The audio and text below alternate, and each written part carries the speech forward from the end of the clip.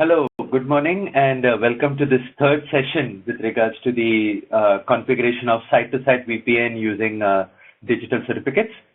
Okay, so just to give you a brief idea of what we have done in the previous sections, the only thing that we really covered was the basics and the understanding of site-to-site VPN configuration using both pre-shared key as well as the digital certificates or PKI in the case of an ASA firewall.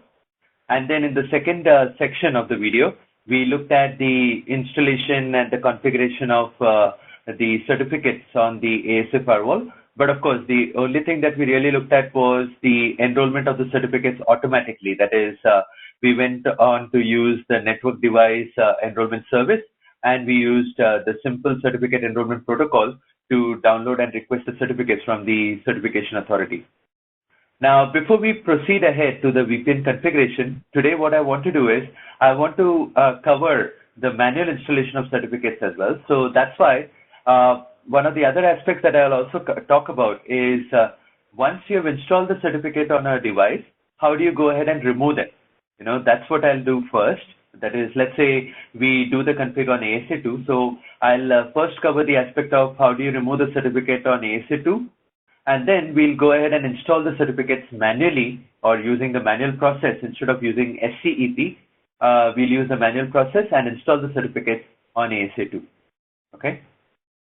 So just to do a recap, at this point on ASA2, if I type show run crypto CA, you'll notice we already have the trust point created, and it's configured with this URL, which is pointing out to the Microsoft Simple Certificate Enrollment Protocol, and it has that FQDN key pair and all of that configured already. Okay, and it has already received the certificates both of the CA as well as its own identity certificate. So if I type show crypto CA certificate, you'll notice it will have both the identity certificate from yesterday as well as it has the CA certificate as well. Okay, now I'll type in show clock as well just to verify whether clock settings are good. And as you can see, it shows that the clock is according to Pacific time, which is what we had configured yesterday. And that is what you'll see that the certificates are valid, because if the certificates were not valid, you know, because of some clock issue or something, we would have clearly seen an error message or a message indicating that the certificates are not valid yet or something like that, you know, an indication stating certificates are not active. But at this point, since we do not see any such message, we know that the certificates are installed right. But sometimes, you know, like let's say when you're configuring certificates or installing certificates on a device, maybe you overlook some clock settings, or maybe there was some misconfiguration with regards to the information that you need to feed with regards to the certificates, and you want to go ahead and clear them. You know, that's what we need to talk about out here. Okay, because it's not always necessary that you'll do things right the first time around. You know, it may be possible that you do not configure it right, or you miss out on some configs. Like for example, when we want to configure the identity certificate, now if you remember, I had defined the subject name, I defined the FQDN, and I wanted also to include the serial number. But let's say along with this, I also wanted to include the IP address of the device. You know, if such a thing needs to be done, then in that case, right now, I cannot do it because IP address, well, that option, I did not configure it in the trust point. That's one. Secondly, I've already installed the certificate or downloaded the certificate onto the device. So the only option that is available to me right now is to go ahead and clear them off and reinstall them. So that's what I'm going to do out here, okay? So as far as uninstalling the certificate or clearing out the certificates from the device is concerned, okay, the command for that is just to remove the trust point that we have configured. The moment you remove the trust point from the device, automatically all the certificates would be deleted. Okay, so just to show you the trust point itself, when I type show run crypto CA, as you can see, that's the trust point that I've created. So I'll just select this, and then I'll type no, and then there you go, no crypto CA trust point win CA. And the moment I do this, it immediately gives me a warning saying that it will destroy all the certificates received from that certificate authority. Okay, so I'll just type yes to remove them. Okay, and as you can see, it clearly says be sure to ask the CA administrator to revoke the certificate. Now, this is useful, at the CA level, at the certificate authority level. The administrator needs to know that, okay, this certificate is no longer valid, so we need to go ahead and revoke them. Because just to show that to you, if I get back into the CA server, I'll just minimize this, let's say. And if I go back into the WinCA, that's my certificate authority, and if I click on issued certificates, you'll notice all these certificates are still valid. And if I look at number 5, which was issued to ASA2, as you see, it is still valid. Okay, it's not revoked or it's not really deactivated or disabled. Okay, and it clearly says this certificate is okay, which means the administrator or the CA server does not even know that the certificate is no longer valid. So that's why we need to intimate to the certificate authority's administrator that the certificate is no longer valid and he needs to revoke it. Okay. Now, of course, practically, this can also be automated completely, in the sense the moment a certificate is deleted or no longer valid, it will automatically revoke the certificate on the CA server as well. But those kind of automations, you'd get it only if it's an Active Directory or a domain environment. Okay. Now, since we do not have a domain or an Active Directory environment, that's the reason here we are doing it in a standalone fashion. That is, we'll have to manually go ahead and revoke the certificate. Okay. So let me go ahead and do that real quick. So to revoke the certificate, I just need to go into the CA server as an administrator, and I go into all tasks, and I have the option of revoke certificate. Okay. So I'll just click on revoke certificate here. And then, as you can see, for the records of the CA server, I need to specify a reason code as to why am I going to revoke this particular certificate. So out here, I can go in for key compromise or cease of operation. I think cease of operation would be much more appropriate to our scenario, but I could also go in for change of affiliation or stuff like that, okay? Or I can leave it at the default, which is unspecified. But let's say for this example, I'll go for cease of operation and I'll click on yes. Now, once I've done that, okay, the next thing that I want to do is, now at this point, I do have all these certificates, but they are more related to ASA1 and they are more related to the registration authority and all the related information associated with that. So there is no certificate at this point related to ASA2. So which means we are ready to go on into the next aspect of things, that is manual installation of a certificate on a device. That's what we're going to look at next, okay?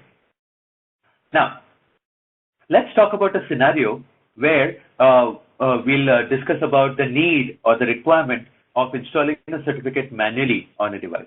Okay. Now here, you saw that in our previous video, the installation of a certificate on these two devices were absolutely simple. The only thing that they really needed was a direct connectivity or a reachability from the device to the CA server, and then it was able to automatically download and install the certificate. Okay. So at this point, I have removed the certificate. So if I type show crypto CA certificate, let's say, as you can see, the certificate also has been cleared. Okay. Now let's assume a scenario where this particular device is somewhere on the internet and a CA server is not reachable from the internet. A CA server that we have is like a locally owned CA server by one of the sites, or it's managed at one of the sites in the VPN, but it's not accessible from across the internet, for example.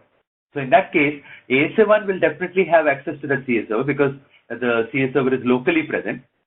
But assume a scenario where ASA2 is a remote site and it does not have direct reachability to that CA server. So in that case, the best alternative or the best option that you have to install the certificates would be to go in for the manual process.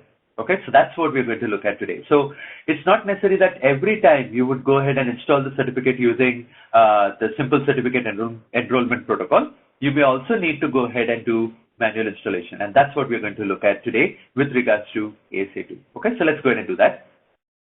So at this point, we are assuming that ASA2 does not have reachability to the CA server, and we need to now go ahead and install certificates on ASA2. Okay. Now, to do that, we'll have to meet those prerequisites which we mentioned yesterday. Like we have to configure the domain name. So let us check if the domain name is still there. It should be ideally, but I'll just cross-check that real quick. And as you can see, it does have testcorp.com, which we had configured yesterday. Apart from that, the next thing that we need to verify is whether it has that key, internally generated key for the device. So show crypto key, my pub key, RSA. And as you can see, it does have the key, and the name of that key pair is asa2.testcorp.com. Okay, so even that key is ready out there. So let's now go ahead and configure the trust point just like the way we did it yesterday. Okay, so to do that, the command would be crypto ca trust point, and then let's say we give it a name of WinCA. Now out here, the first thing that I'm going to do is I'm going to define the name of the key pair, that is asa2.testcorp.com. Okay, just like the way we did it yesterday. The next thing that I want to define is FQDN, and the FQDN I'm going to define it as asa2.testcorp.com. Okay, so that's going to be my FQDN. Now the next thing that I'm going to also do is, yesterday if you remember, we had defined the enrollment URL, but today we are assuming that ASA2 does not have reachability to the CA server. So the defining of the enrollment URL will not make sense in this case because it cannot connect to the CA server at all. Okay, the CA server is offline with regards to the ASA2. So in that case, the option that is available to us is, we can go in for a self-signed certificate, but as we all know, self-signed certificate is not a scalable or a secure solution anyways. So the option that is available to us is to go for terminal. Okay, and this is the option which will allow us to cut and paste or copy and paste the certificate or the key information and request for the certificate manually.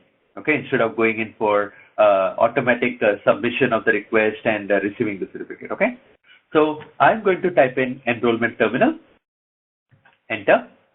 The next thing that I want to do is I want to define the subject name just like yesterday. Okay, so subject name would be OU equal to, I think we had kept it as US office. So we'll keep it that way, comma, CN equal to ASA2, comma, DC equal to testcorp, comma, DC equal to com. So that's going to be a subject name. Okay. Apart from that, we also want to define the IP address like I mentioned.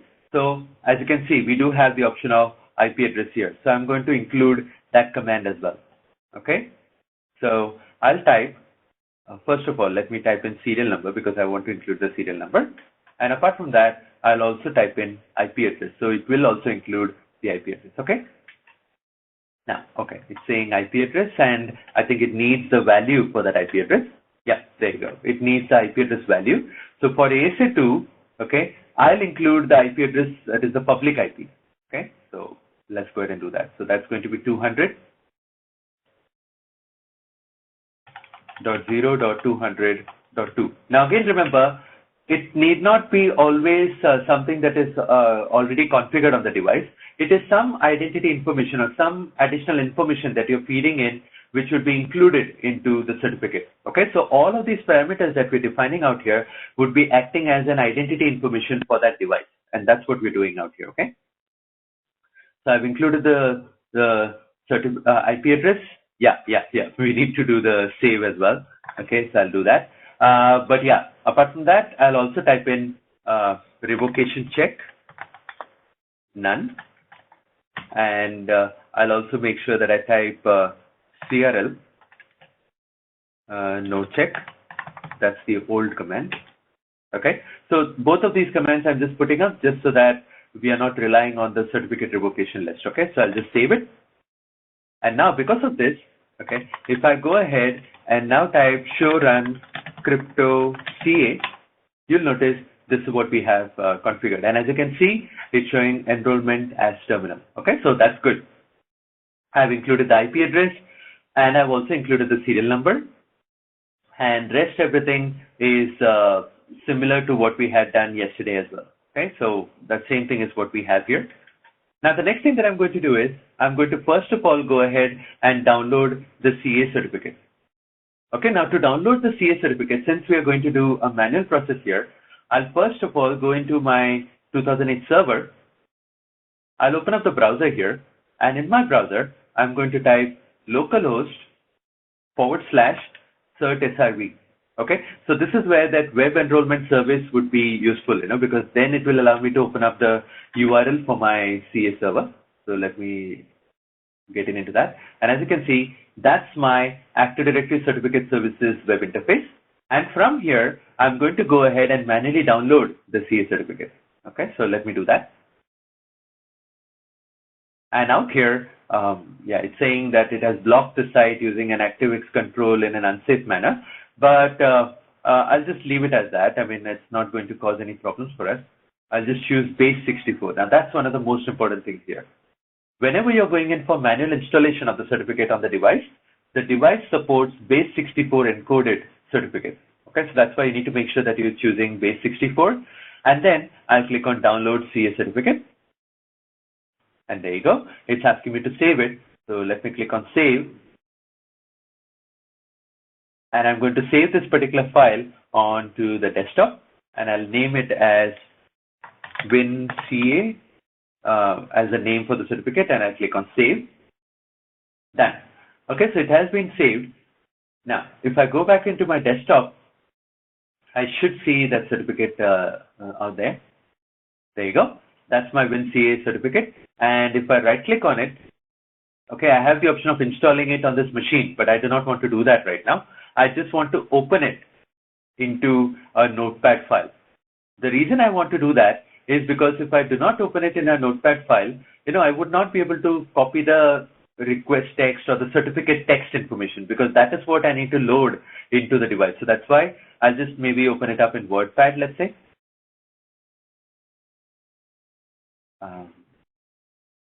Cancel that. Okay, I'll just try that again.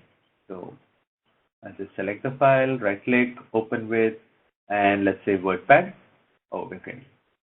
So select the file, open with, and let's say I'll choose Notepad, okay, because WordPad is like again asking me to download the file. So instead I'll use Notepad.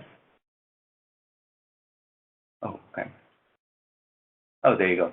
Okay, so I had to click on open again. So anyways, so this is what I get. So that's my text which I want to copy and put it up into the device. Okay, so that's my certificate.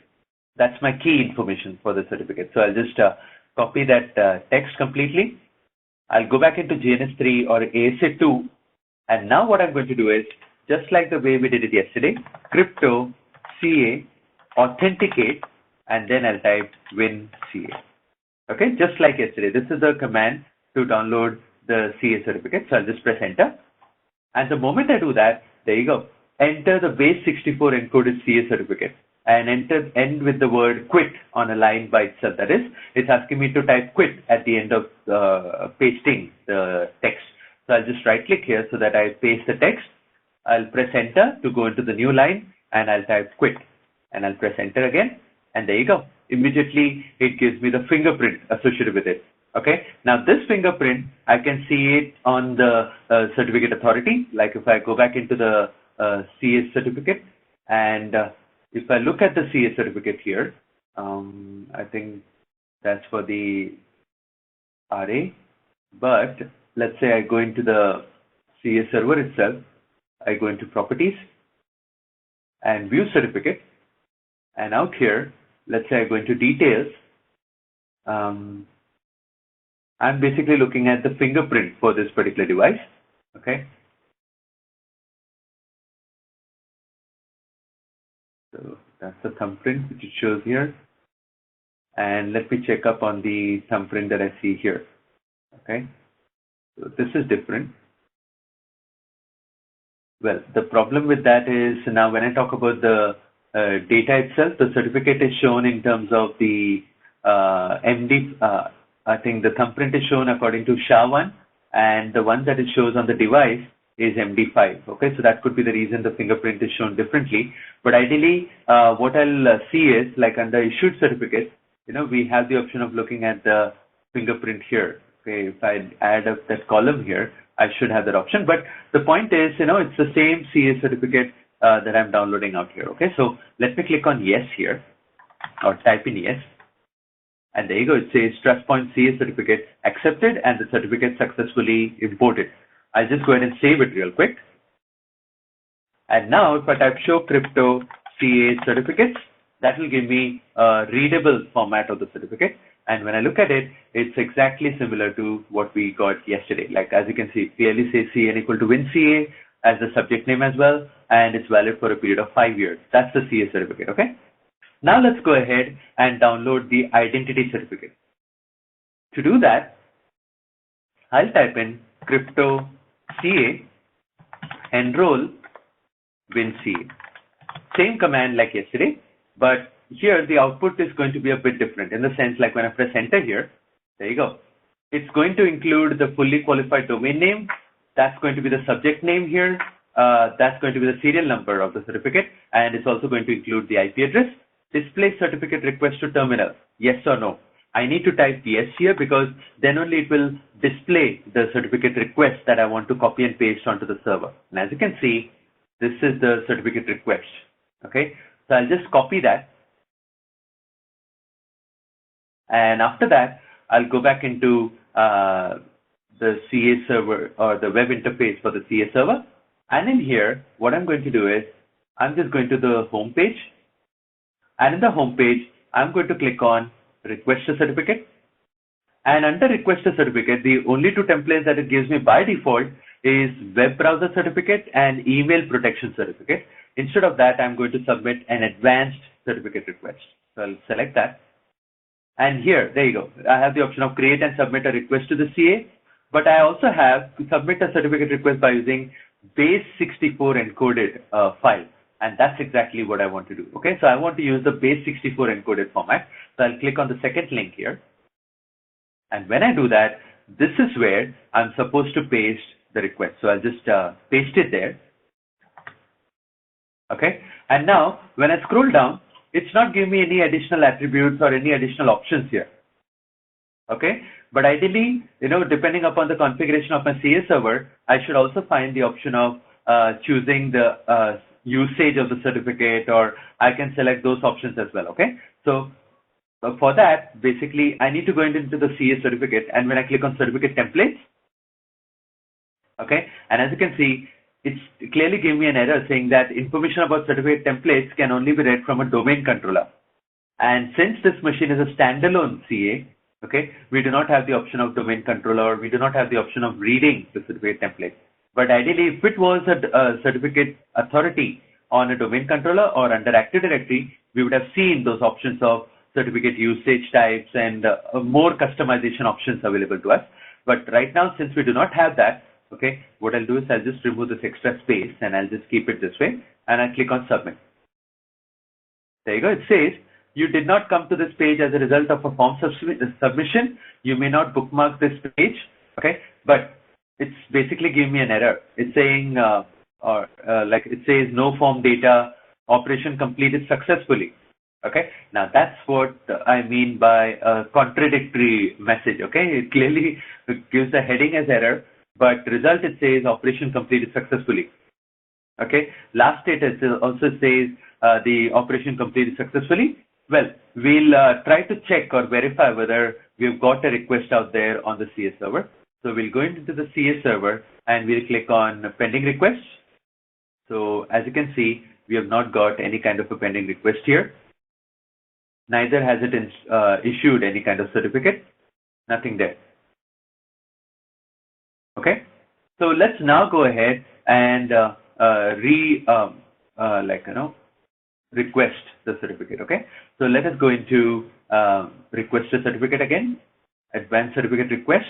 Create and submit a request, and here I'm going to paste the request here, and then I'll click on submit, and there you go. Now it clearly says certificate request has been received. However, you must wait for the administrator to issue the certificate that you requested, and the request ID is going to be 6.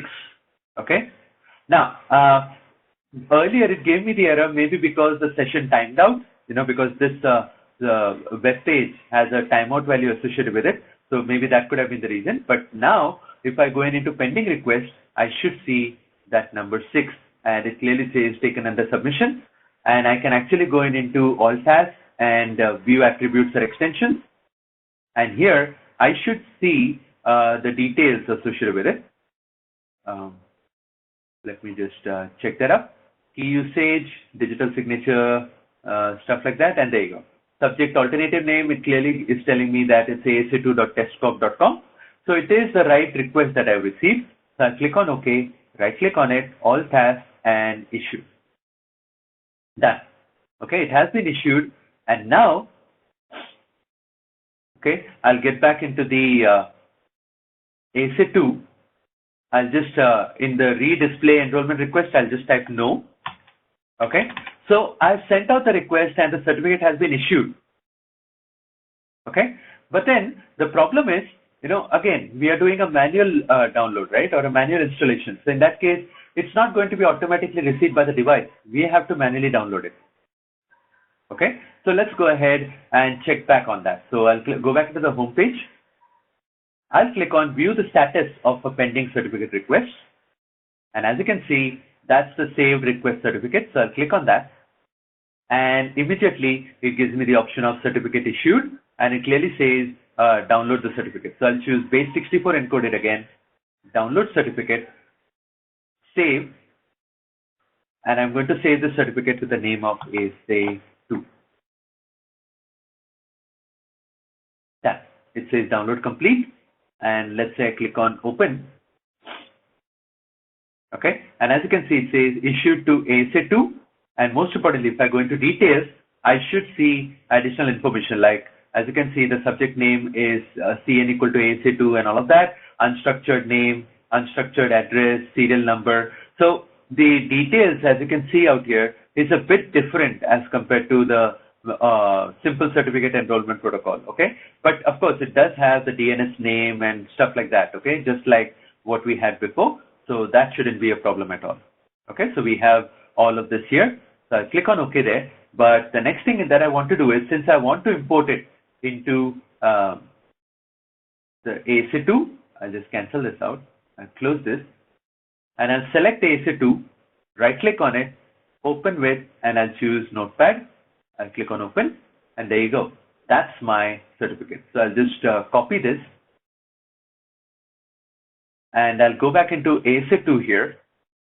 And in here, now the command that I want to make use of to download the identity certificate is crypto CA import, and then we need to give the name of the trust point, that is WinCA. And after that, when I put question mark here, there you go. I need to type in the format for the certificate. So it will be certificate. And I'll press enter there. So that's the command for it. Okay, crypto CA import WinCA certificate. And when I press enter, and there you go. It's asking me to enter the base64 encoded certificate. So I'll just paste it. I'll press enter, and then I'll type quit. Enter. And as you can see, it clearly says certificate successfully imported. Okay, so that's how you can manually go ahead and download and install the certificate onto the device. Okay, so let me type in WR just to save it. And the next thing that I'm going to do is show crypto CA certificates. And as you can see now, we do have IP address, host name, serial number, everything shown perfectly, just like what we had yesterday. Okay, but the only difference is this certificate, we received it through the manual process instead of using a simple certificate enrollment protocol. Okay, so does that make sense? Okay, so at this point, we have the certificate installed on both ASA1 and ASA2. So which means at this point, I can state clearly that we are now ready for creating the tunnel between ASA1 and ASA2. Okay, so let's go ahead and do that. So for that, I'll start off with ASA1 first. And as far as ASA1 is concerned, again, show crypto CA certificate. As you can see, we have the certificate just like yesterday. Okay. So let's start off with the configuration. Okay, now it's not going to be anything complex, so let's do it step by step. Okay, because the same config is going to be mirrored across to ASA2. So let's do that. So crypto. Okay, now here normally I type crypto ISACamp enable and the name of the interface, right? But since it is version 8.4, okay, as you can see, you have the options of IKE version 1 and IKE version 2. These are the options that are available to you. Okay, so I'm going to use IKE version 1, enable, and then the name of the interface where I want to enable it. That will be outside. Once I've done that, the next step is I need to go ahead and define the policy. That is nothing but the ISACamp policy. So crypto IKE v1 policy, and then I'm supposed to define the sequence number. Okay, where it starts off with a value or a priority value of 1, and 65535 is the lowest one. But like I mentioned on day 1 of our video series, so I mentioned that the policies are processed in an orderly fashion. So if I put policy number 1, this would be the first one that is going to go over. Okay, so I'll just press enter there, and then I need to define the authentication method. So authentication. Okay, and now these are the options that are available, but I'm going to go for RSA signature because we are using digital certificates here. The next thing that I want to define is what encryption do I want to use. Now these are all the options that are available, but let's say for our example, I'll use AES 192-bit. Then hashing, I'll use SHA. Okay, that's SHA-1. And then I need to use the Diffie-Hellman group. Okay, so for our example, I'll use group, and then these are the Diffie-Hellman groups that are possible, out of which 7 is deprecated. But let's say I use group number 5. Okay, Diffie-Hellman group 5 as compared to using 2. And then optionally, I can also define a lifetime. Now, lifetime is one value which need not match between the peers, but the lower value would take effect. Okay, so for this example, I'll keep the lifetime value of, let's say, 28,800. That is like 24 hours. No, not 24 hours. I think it is 12 hours, isn't it? It should be. I'll have to cross-check that. Okay, let me do that real quick because sometimes I can go bad on my mathematics there. Okay, so 28,800 divided by 60 divided by 60. Yeah, so I think it comes out to 8 hours. Yeah, it's 8 hours. Okay, sorry about that. Okay. Yeah, so I'm going to keep it as 28,800. That's seconds. So the lifetime for this particular tunnel is going to be 8 hours. Okay, and I'll just save it. So that's my phase 1 policy that I've defined. The next thing that I want to define is the tunnel group. Okay, now the tunnel group. Okay, now this is where we have an important consideration. Now we had a small discussion about this on the first part of the video as well, wherein you had a question about now there is an option of defining an IP address, of course, but apart from that, you also have the option of defining a name or the host name of the peer device. Okay, but the problem with that is, since we are talking about digital certificate authentication, you do have the option of defining the identity name of the other peer. But then, let's say, I'll just give you a simple example, okay, to make you understand that. Let's say I put asa2.testcorp.com, okay, and then I'll type IPsec-L2L. Basically, I've defined that this peer is going to form a LAN-to-LAN VPN tunnel. But the moment I press enter, it clearly comes up with a warning saying that LAN-to-LAN tunnel groups that have names which are not an IP address may only be used if the tunnel authentication method is digital certificates and or the peer is configured to use aggressive mode. Okay, so that's the main thing about it. Like, you would typically use the name if you're going to use digital certificates, or if the peer, is going to be configured, or along with the configuration of aggressive mode.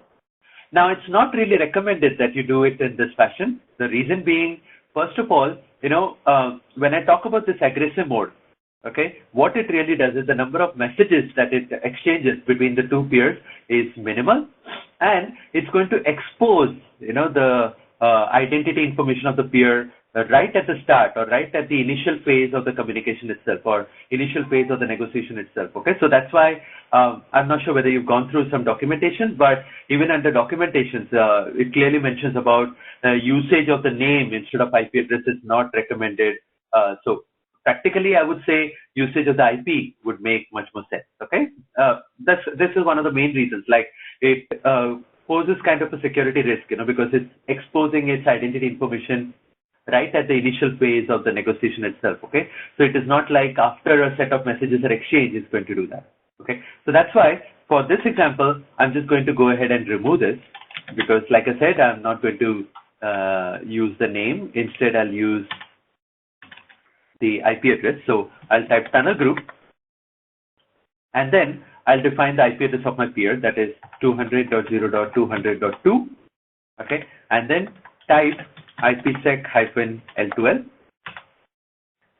The next thing that I want to do is I want to define the IPsec attributes for this particular tunnel group. So IPsec attributes, and under IPsec attributes, okay, I do have the option of defining the trust point here. Okay, so when I put question mark here, these are all the options that are available. Okay, but these are certain things that I want to make sure about. Okay, one of the things that I want to do is I want to define peer ID validate.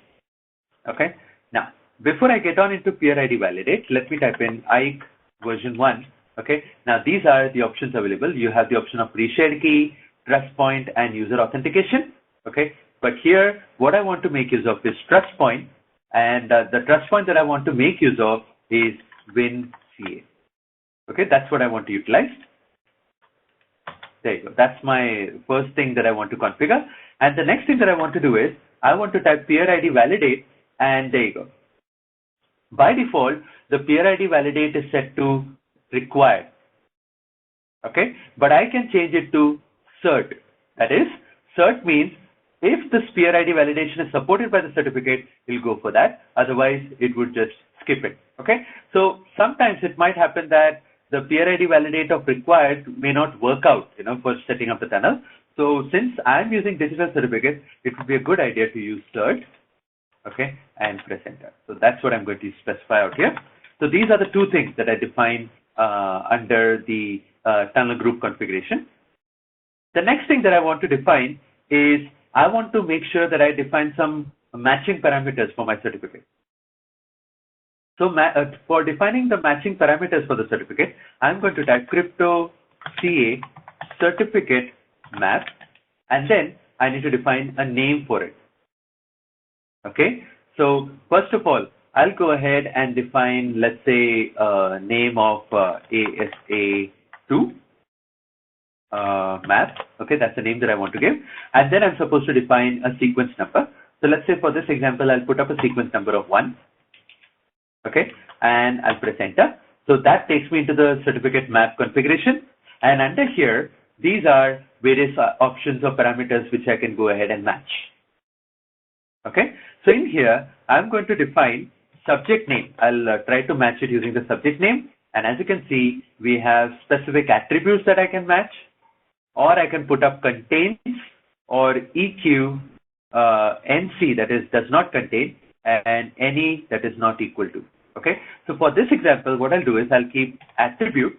That is, I want to match a particular distinguished name attribute. Now, the distinguished name attribute which I'm talking about is, let's see, so my putty has the, yeah, okay, it does have the memory or buffer information. And as you can see, these are individual attributes. Okay, these are individual attributes out here. So by default, if I do not define a certificate map, it's going to send out this entire subject name, but most importantly, it's going to focus on the OU. That's the default thing that it really does. Okay, so it's always going to send out this attribute that is OU equal to this. So similarly, I can type in IP address equal to, that kind of a parameter. But for now, what I'll do is I'll keep it as subject name attribute. Okay, and then I'm supposed to define what attribute it is. Like, see, these are all the different types of attributes that you can define under a certificate. But as you remember, in our case, we have only defined common name. We have defined domain component. I've defined the IP, but that is like on ASA2. Apart from that, I've defined OU, that is organizational unit, serial number. Okay, I have defined the, I think that's about it. And I've also defined the uname or unstructured name that is there. Okay, but for our example, let's say I use OU and then OU EQ, I need to define the string or what string I want to match. So that's going to be US Office. Okay, because I'm doing this configuration on ASA1 and I want to match the subject name attribute of OU, which is equal to US Office. Okay, so I'll just press enter there. So that's going to be my certificate map that I configured out here. Now, once I've done that, the next thing that I want to do is I'll just quickly save it so that I do not lose the config. Apart from that, I'll also type tunnel group map. Okay, and then I'm supposed to define the index of the certificate map entry, that is sequence number, so that is 1. And then I need to define the name of the tunnel group to associate with the certificate map entry. Okay, so in fact, let me put it this way. I'll define the name of the certificate map first, that is ASA2-map, and then I'm supposed to define the index entry, that is 1, and then I'm supposed to define the tunnel group name. Now, in our case, the tunnel group name was nothing but the IP address of the peer, that is 200.0.200.2. So that is my peer address. And then the next thing that I want to define is tunnel group map enable, and then I need to define rules. Okay, so that's what I'm going to define out here. So there you go, rules, that is use the configured certificate map rules to match a certificate to a tunnel group name. So I'll type rules. Now, once I've done this, okay, so it's always going to look out for the parameters under the certificate, and that's what it's going to utilize for creating the VPN tunnel. Okay. Now, once this is done, the next thing that I'm going to talk about is crypto IKE version 1. Okay, and then I have the option of defining the AM disable, that is disable aggressive mode connection. Okay, I do have the option of defining policy, which we've already done, but I also have IPsec over TCP. But these are certain things that we could additionally configure, okay, but not necessarily need to be done. So we have done that. Okay, we have done the phase 1 part of the config. Now we need to define interesting traffic. That is, what traffic do you want to pass through the VPN tunnel? So in our case, the traffic that I want to pass through the VPN tunnel would be all traffic between 192.168.10.0 through 192.168.20.0. This is what I want to define out here, okay? So that we'll do it with the help of an access list. So WR first. Access list.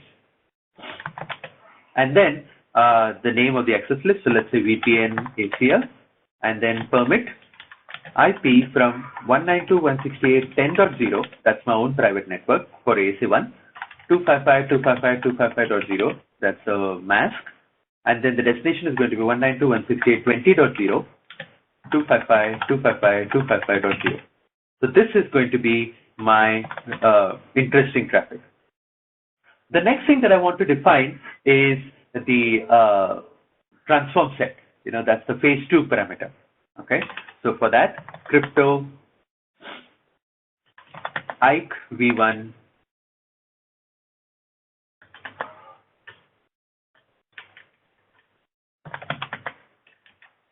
sorry about that. I think I sometimes get confused with regards to what I want to do. Yeah, so it is crypto IPsec IKE v1, and then I can define transform set. Yeah, so that's the command, because that's the change that they brought about since there is a combination of both IKE version 1 and IKE version 2 supported on the firewall. Okay, so crypto IPsec IKE v1 transform set, and let's say I give it a name of trans.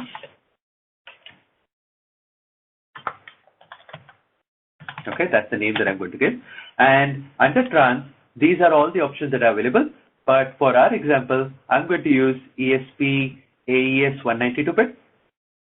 That's for the encryption, and ESP SHA HMAC. That's what I'm going to define as the hashing algorithm. Okay, so that's done. That's the transform set that I've defined. Now, the next important thing is bind all this together with the help of a crypto map. Okay, that's what I want to do next. So to do that, I'll just save it first. So crypto map, let's say I give it a name of CMAP, and then I want to define sequence number, let's say 1. Okay. Now sequence number is just like the priority value for each and every policy or certificate map which we used. A similar kind of a thing is what I can do out here.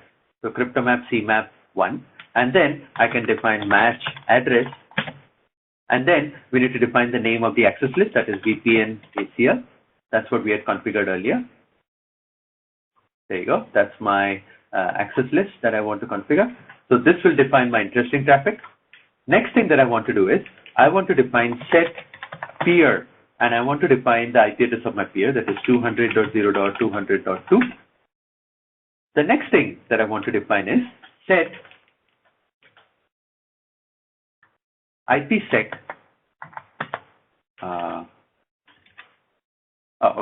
It's IC version 1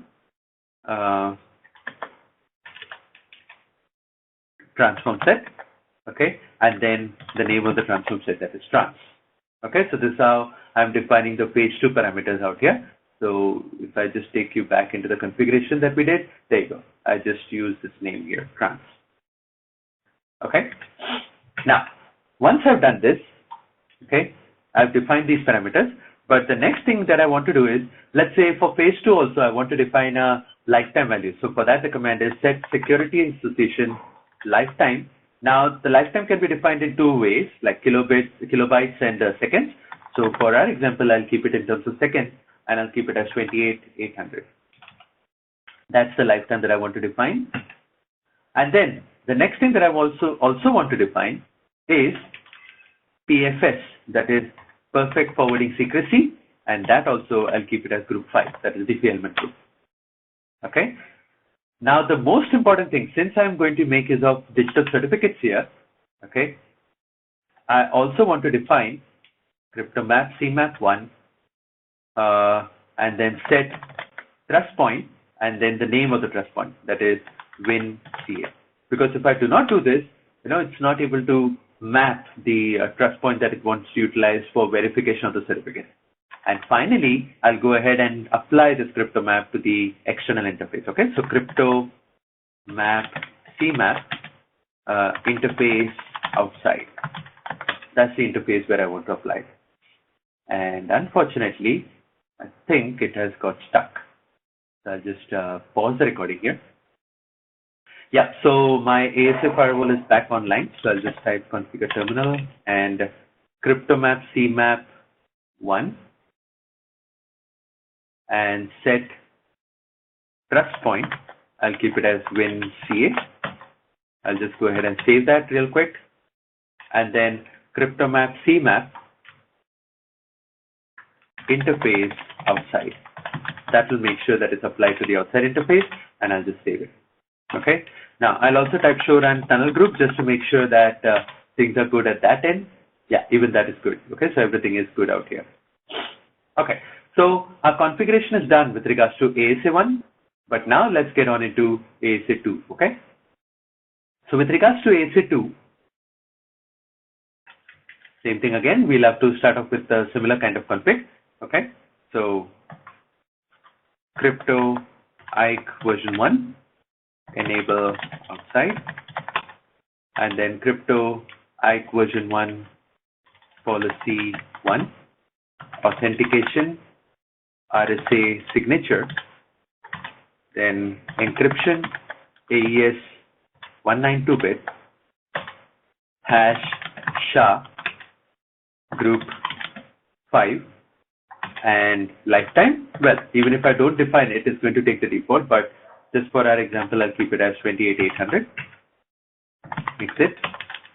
So that takes care of the policy, but now let's get on into the configuration of the tunnel group. So tunnel group, and then I'll define the IP address of the peer, 100.0.100.2, type IPsec-L2L. And then the next thing that I want to define is IPsec attributes. And under IPsec attributes, IC version 1, trust point, WinCA, that's the name of the trust point, and then peer ID validate cert. Okay, So that takes care of the tunnel group configuration. I'll just save it.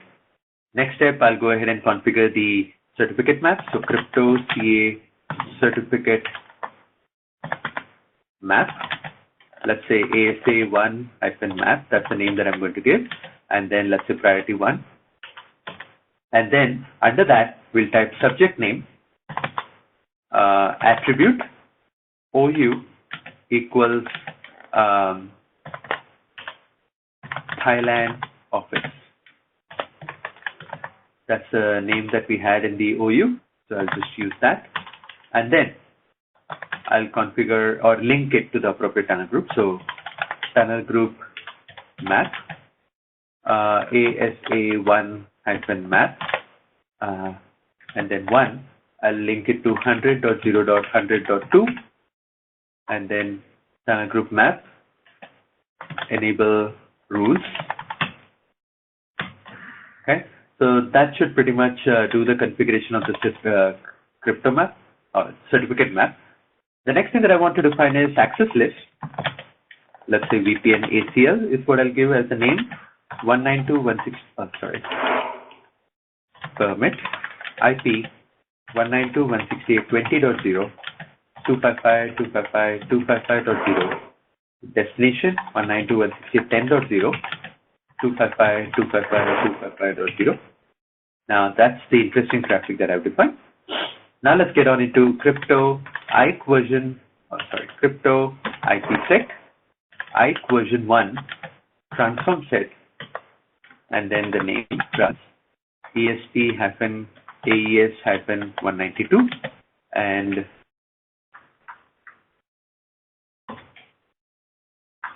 ESP SHA HMAP. Okay, so that's the page 2. Now let's go ahead and configure the crypto map. So crypto map, let's say same name like what we defined the other end, but it's not necessary that you define the same name, okay? Match address, VPN ACL,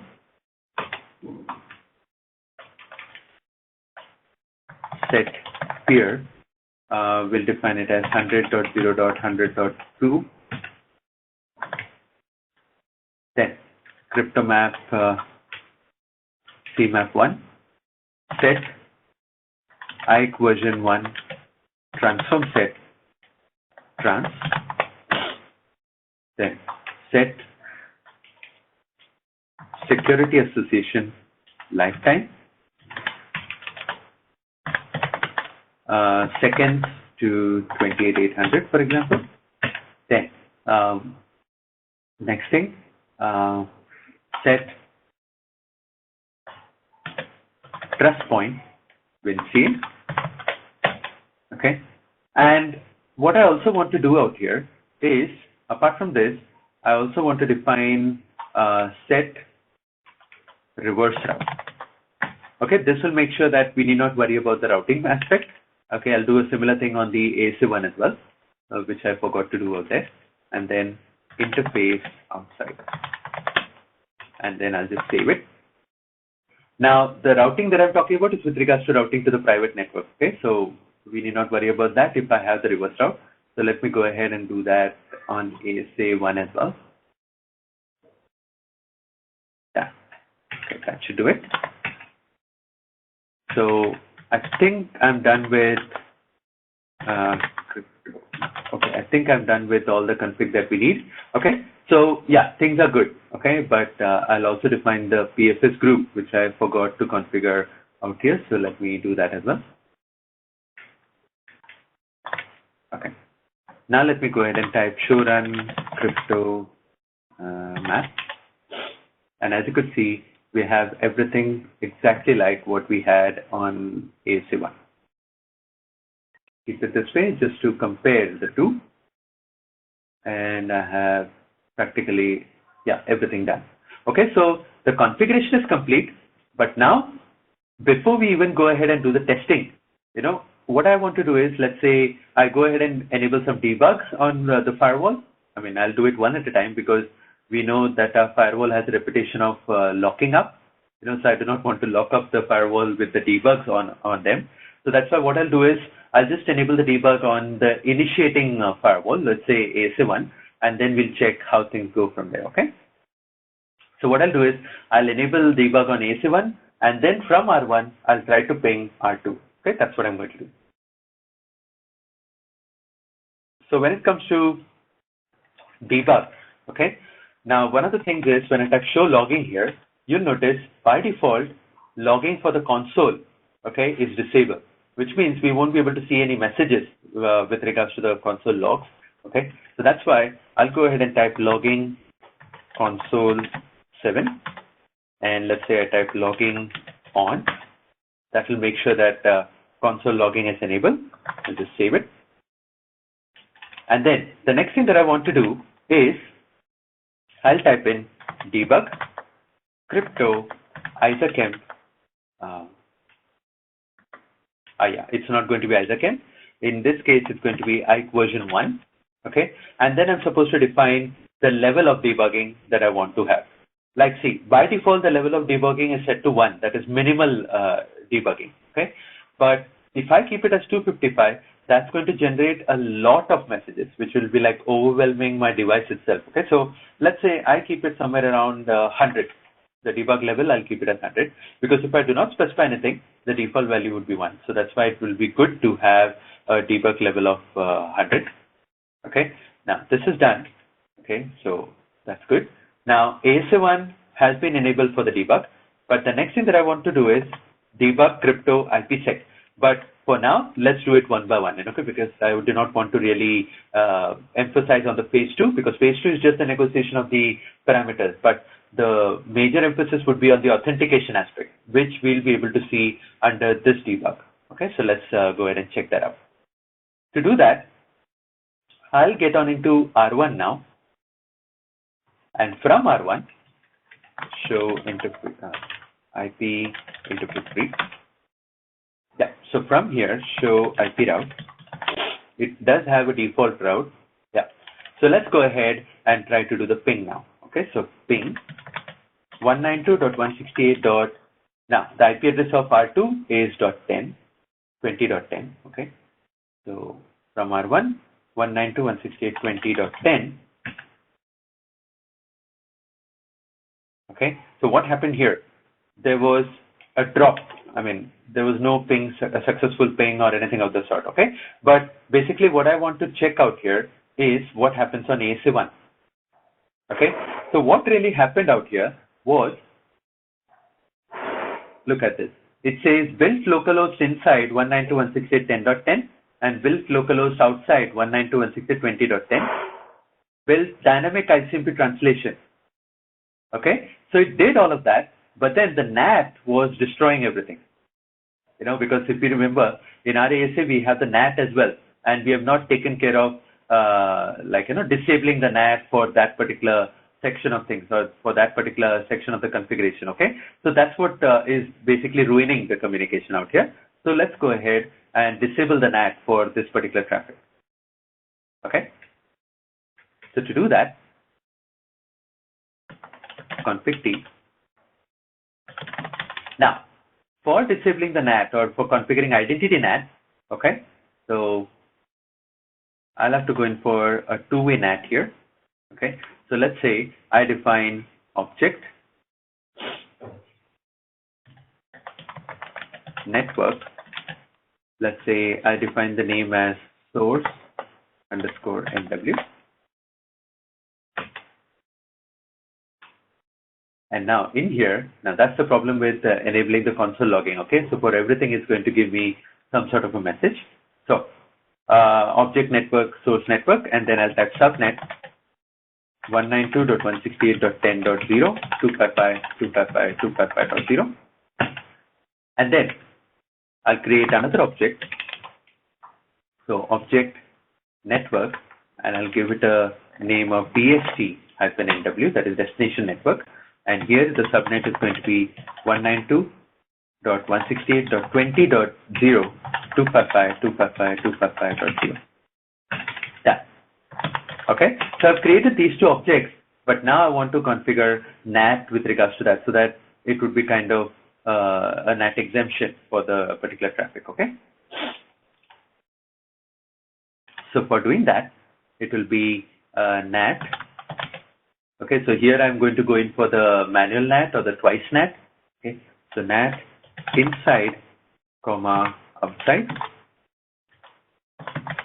And then I'll define number 1 so that it goes right at the top. And here I need to define the source. So source static. Okay, and that's going to be the name of the object. Okay, so static, and it will be src-nw, src-nw. And then I'm supposed to define destination, and destination is going to be static again, dst-nw space dst-nw. Okay, so there you go. It says it has built a static translation from inside 192.168.10.0 to the outside 192.168.10.0. So basically, it's going to keep that traffic as it is. It's not going to convert it. Okay, that's what it means by that. So I'll just save it. And the next thing that I want to do is I'll just type show xlate just to make sure that I have that translation. Okay, so that's done. And now I'll do a similar kind of a config even at the other end. Okay, so let me get on into ASA2 for that. On ASA2 as well, I'll type object network src-nw subnet 192.168.20.0, and then object network 192.168. dst-nw subnet 192.168.10.0. So 2 objects have been created, and when it comes to the configuration, okay, it will be similar to what we had done here. So show run NAT, for example. Okay, so this is what it is going to be, exactly like what we had here. Okay, so nothing different there. So I'll just copy the line here, and I'm going to paste it out here. Done. Okay, that should do it. I'll just save it. So ASA1 and ASA2 has been configured for the NAT appropriately. Okay, and what I'll do next is I'll go back into ASA1, show debug again, just to make sure that the debug is still running. It is. So let's now go ahead and try to do the ping. So ping 192.168.20.10. Okay, and now as you can see, there is some processing definitely happening. It does show me that there is some messages being exchanged and stuff like that, but the ping is not being successful at all. Okay, so let's try to find out what's happening there. So let's scroll up and look at everything that's happening out there.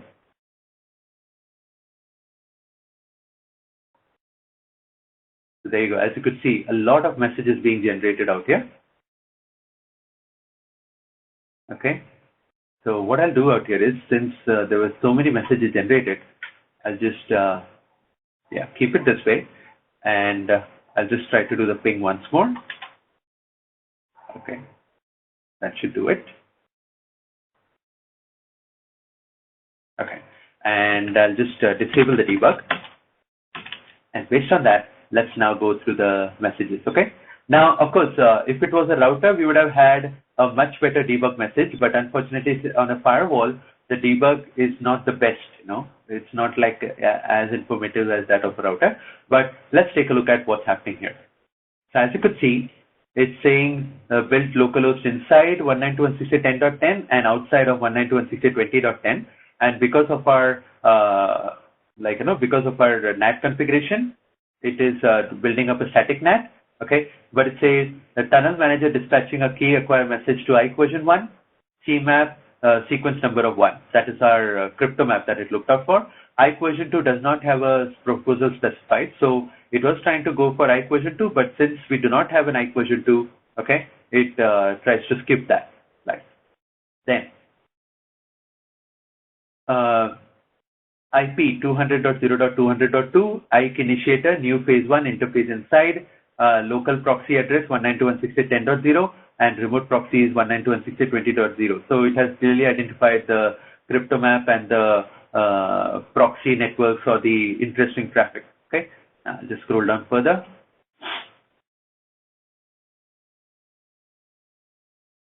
Now it comes up with duplicate entry already in the tunnel manager.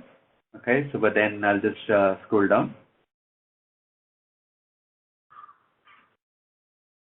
There you go. Now it's processing the payload and it clearly says Oakley proposal is acceptable. Okay, so it has definitely found some matches out there, but I'll just scroll down further.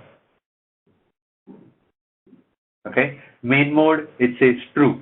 Okay, so it has definitely understood main mode. Okay, then there you go. Constructing cert request payload.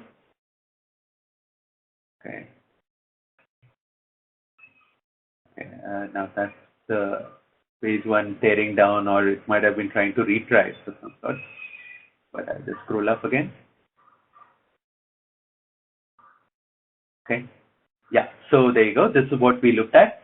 And constructing ASA spoofing iOS vendor ID payload. Well, it basically gives up a lot of messages here, but I'll just focus on the most important ones. Okay. I'll just scroll down.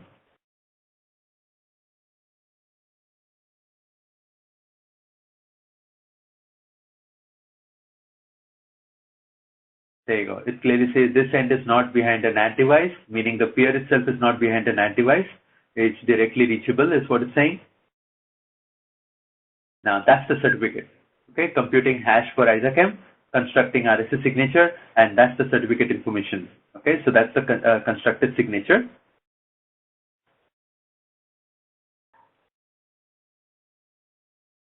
There you go. Successfully assembled an encrypted packet from the receive fragment. Okay. I'll just scroll down. Processing the cert payload. Processing the RSA signature. Okay. Trying to find group via cert rules. Okay. Looking for a tunnel group match based on certificate maps. Okay. With serial number this, subject name equal to this. What I'll just do is I'll also try to disable the logging so that it does not keep up or does not take the screen to the bottom, right to the bottom.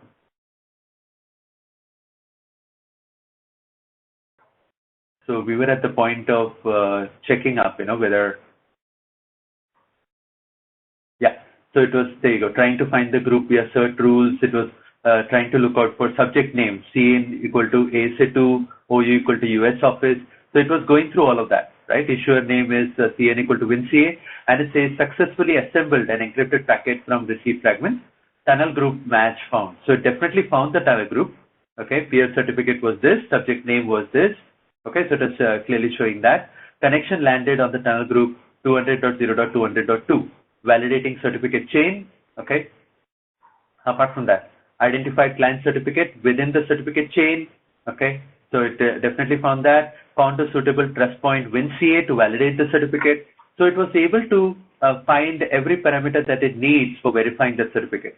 Okay, so now it's processing RSA signature, and as you could see, certificate was successfully validated. That's what it's saying. Okay, then certificate chain was also successfully validated with warning. It says revocation status was not checked. That's because that's what we had kept, right? Revocation check none.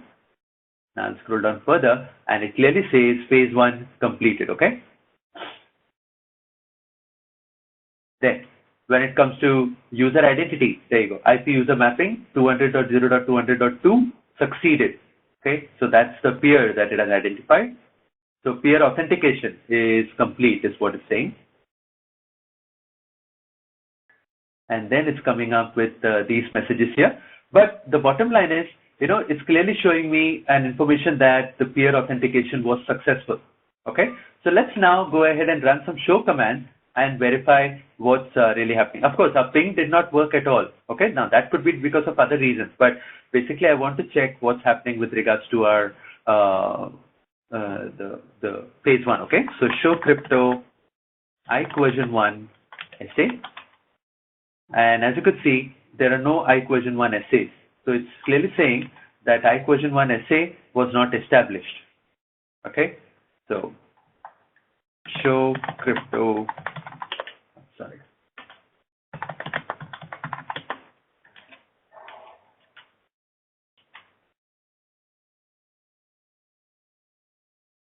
IPsec SA, it's not going to be created at all.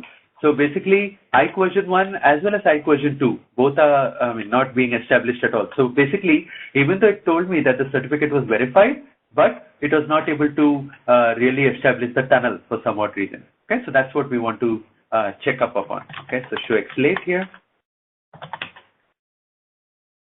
Yeah, so it does have the configuration, show con. Yeah, there are no connections there. And if I go into ASA2, show con. Yeah, nothing there. Okay, so now the next thing that I'm going to do is, since it was not able to ping, what I'll do is on ASA1, I'll create a route to the private network pointing out to ASA2. Similarly, on ASA2, I'll create a route pointing out to the private network via ASA1. Okay, so let me do that. So on ASA1, route outside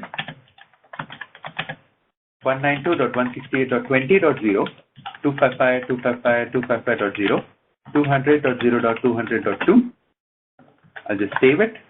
And similarly, I'll get on into ASA2, route outside 192.168.10.0, 255.255.255.0, and then 100.0.100.2. Done. Okay, so it has been saved. And now let's go ahead and do the ping and check it up again. Okay, so I'll get on into R1. Let me try to do the ping now.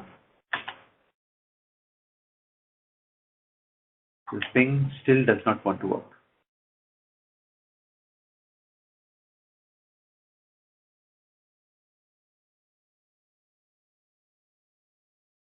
Okay, and if I type in show crypto IKE v1 SA, yep, there are no SAs at all. No SAs being created. And how about ASA2? Show crypto IKE v1 SA, nothing here. And there is definitely a verification of the peer or stuff like that. Okay, so next what I'll do is I'll get on into ASA1 as well as in ASA2, and I'll do one change here. I'll type in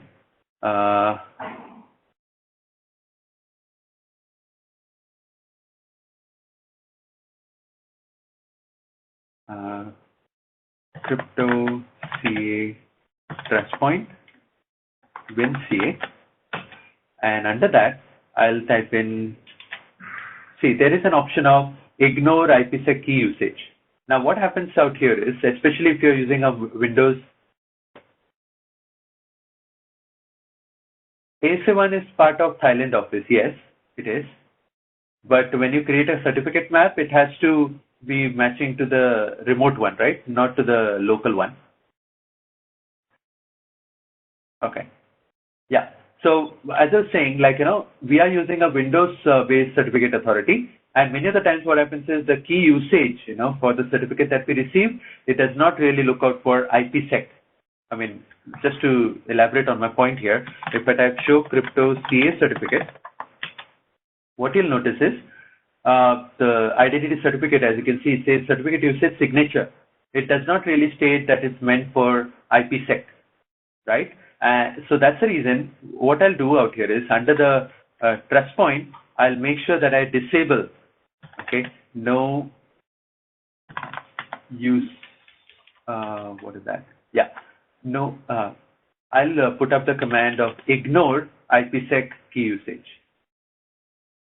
Okay, it's going to give me a warning, but this is what I've normally found with regards to Windows-based certificate authority. Okay, so whenever I use a Windows-based certificate authority, I'll make sure that I put up this command, ignoring the IPsec key usage. So what it's going to do is, it's going to allow the certificate to use beyond their usage scope. Okay, so I can use the same certificate for some other purpose, and especially since I'm using a standalone CA, I do not have the capability of specifically choosing IPsec here. That's why I'll go ahead and disable this option here, okay? So similarly, I'll go into ASA 2 as well. And there also, crypto CA trust point, we'll see it.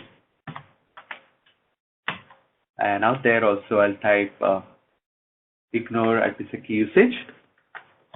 So I've just done this. Now the next thing that I want to do is, again, I'll try to do the ping and check.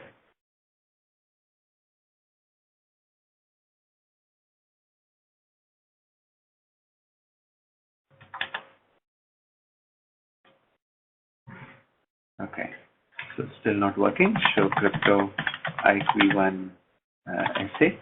Oh, okay. So now at least the tunnel is established, but it's saying role is initiator, state main mode, building message 5, and then ultimately it's like disappeared. So it's like negotiating phase 1, but after that it's like failing. Okay. Now the final thing that I'm going to do is out here, just so that I check or I make sure that it's working, is I'll go into tunnel group, and then I'll define the IP address of the peer, that is 200.0.200.2. And then under that, I'll go into IPsec attributes. Now, if you remember, we had defined peer ID validate as cert. Okay. Instead, let me try to put it up as no check. Don't check for the peer ID validation. Okay, that's what I'm going to do. So keep it purely based upon the certificate map. Okay, that's what I want to do out here, because I had kept it as if supported by the certificate, but since it's a Microsoft CA server, it can pose issues. So that's why I'm just going ahead and putting it up in this fashion.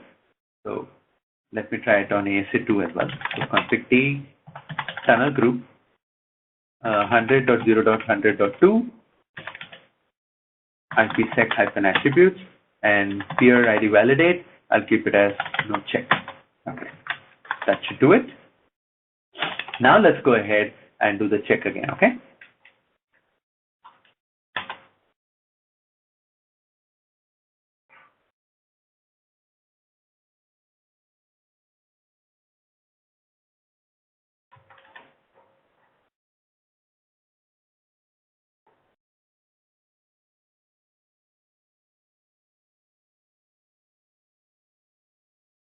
Okay, still not working.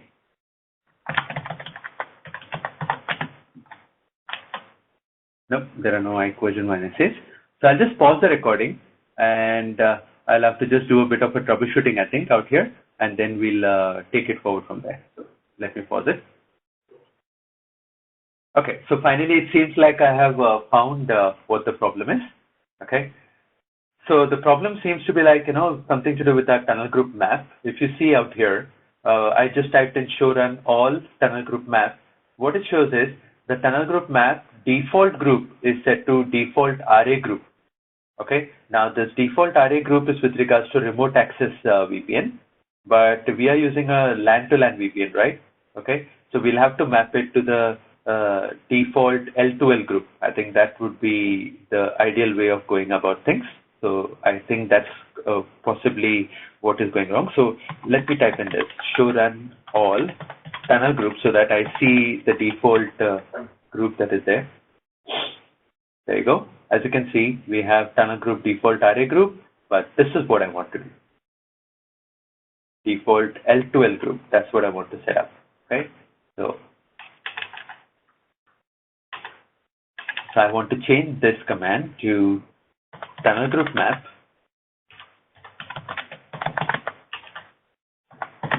default group, and that's what I want to set it to. Okay, or what I can also do is I can change it to the tunnel group that we have created. Okay, that is, let's say 100.0.100.2. That's what I want to define. Okay, so that's one of the other things that I wanted to do. So I'll just save it, and similarly I'll go into ASA1. So rather than pointing it out to the default, I'll just point it out to my own configured group. So tunnel group map default group, and then I'll keep it as 200.0.200.2. just save it. Okay, so that's good. Same thing, like, even on ASA1, it would have been the default array group, but I just changed it to this one. Okay, so now if I type show run tunnel group map, you should see now it should point out to our group, okay, tunnel group, that is 200.0.200.2. Make sense?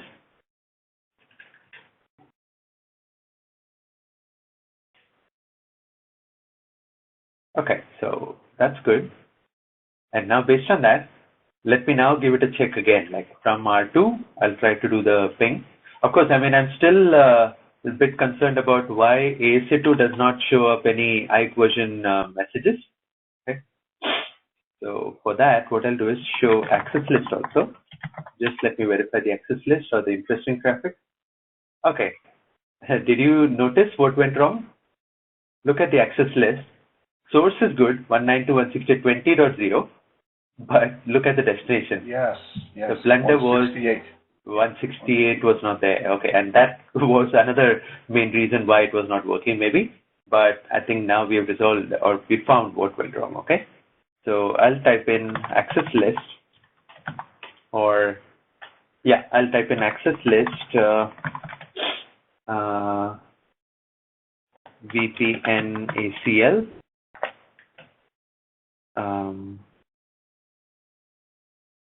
Let's say line 2, or in fact, rather than that, I can also keep it as no access list VPN ACL, and then I can recreate it. Okay. Okay. Now it's giving me this message of incomplete command, so I'll type clear configure access list VPN ACL. That will clear it off, and then I'll type access list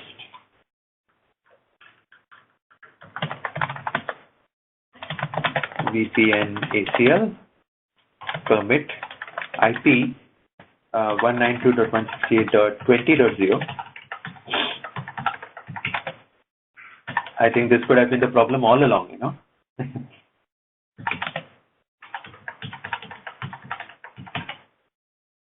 Okay, that should do it. And now I'll just verify whether this access list is still valid as part of the crypto configuration, because since I removed it and recreated it, it could be possible that it disappears from the crypto command. So show run crypto map, and it does not have the match address.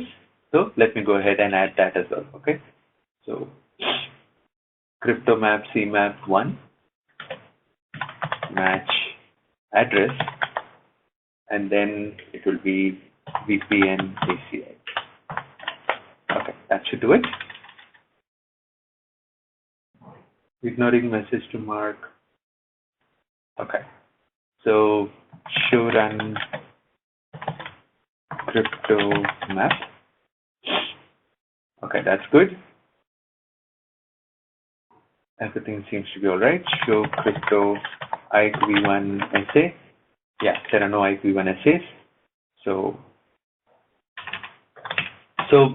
now at least at this point it seems good. But now let me try to do the ping again. Okay, so ping 192.168.10.10, and now at least it has initiated the VPN negotiation, which is a good thing. But the ping, finally I got the ping also. There you go. Okay, so it was kind of a good kind of a troubleshooting that we had, but yes, we got it to work. And the main thing is show crypto IKE. Oh, okay. First, let me type in the. Okay, great. Now our firewall is locked up. Now it seems like it's good, but I'm not able to find a console for my ASA. Okay, so my ASA2 is like overwhelmed at this point. It seems like, looking at all the messages that are getting generated on it. But let me get on into ASA1, and I'll just disable the debugging. I'll keep the ASA2 as it is. I'm not going to power it off or anything. But most importantly, show crypto IKE V1 SA, and as you can see, it shows main mode active. Okay, it definitely shows that the tunnel is up. Apart from that, show crypto IPsec SA, it definitely shows 11 packets through, because I did the ping thrice. Okay, and in the first time 4 packets were lost. Okay, and only 1 packet was successful, and that's what was the first time, and then the next 2 times it was 10 packets, so that makes it 11 packets, and it has definitely gone through the tunnel, so that's good. But unfortunately, I'm not able to look at the messages, or I'm not able to see the console for ASA2 because I think it's locked up. But meanwhile, let me show you the negotiation itself, how it went through. So as you could see, of course, it would be a bit difficult considering it constantly is coming up with the keep alive messages and stuff like that. But you could see it is definitely exchanging the certificates. Okay, and it's definitely able to authenticate, or the phase 1 is definitely working out. And as you can see here, it says IP equal to 100.0.100.2, connection landed on tunnel group. Okay, I mean, I hope you were able to see that.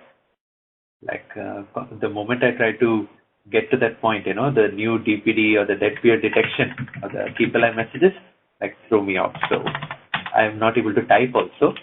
Okay. Yeah, but ASA2 console is still responding. It's just that I'm not able to work on the console for ASA2. But let me do it here. What I'll do is I'll just go through the messages on ASA1. And as you can see here, okay, so that's the certificate that it was trying to exchange.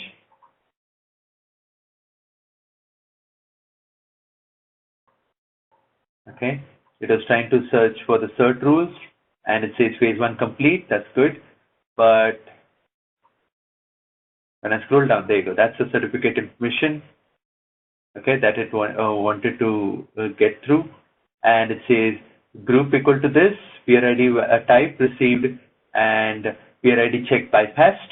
Okay, phase 1 completed.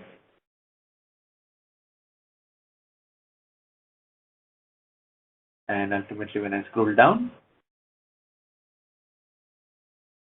okay, I think that's, oh, that was the old message, was it? Oh, sorry about that. Yeah, there you go. IKE SA proposal number 1, transform number 1, acceptable, matches global IKE entry number 1. Okay, so definitely found that. When I scroll down further, there you go. That's the certificate that it received.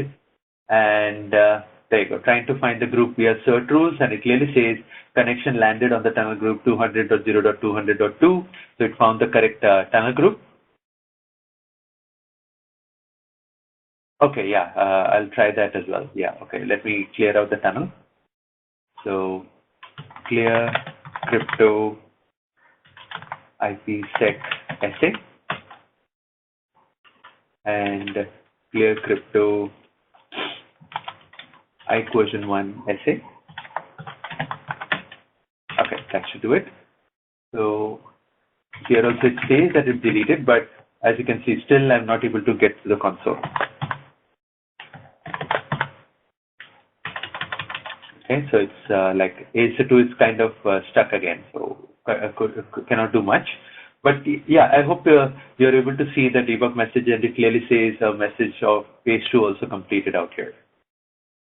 Okay, so yeah, things are good. Okay, things are good at this point.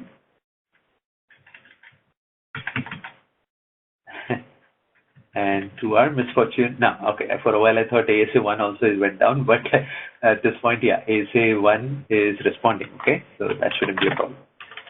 Okay, great. Okay, so that was it with regards to the site-to-site VPN between ASA1 and ASA2. Okay, I'll just pause the recording now.